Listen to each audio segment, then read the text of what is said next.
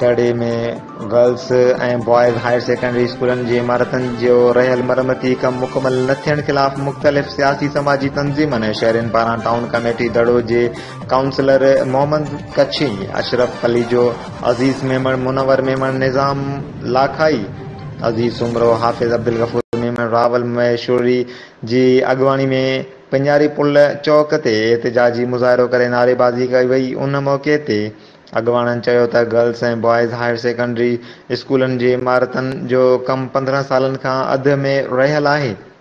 इमारतनि जो कमु मुकमल न थियण करे सवें शागिर्दनि जी तालीम सख़्तु मुतासिर थी रही आहे। उन्हनि सूबाई वज़ीर तालीम सैयद गनी खां मुतालबो कयो त स्कूलनि जी इमारतनि जो रहियल कमु जल्द मुकमल कराए शागिर्दनि जी तालीम तबाह थियण खां बचाए वञे। लाइक कयो असांजे वीडियो खे। वधीक मालूमात जे लाइ सब्सक्राइब कयो असांजे चैनल खे। बेल आइकन ते क्लिक कयो त जीअं ईंदड़ वीडियोस अव्हां ताईं वक़्त सर पहुची सघनि।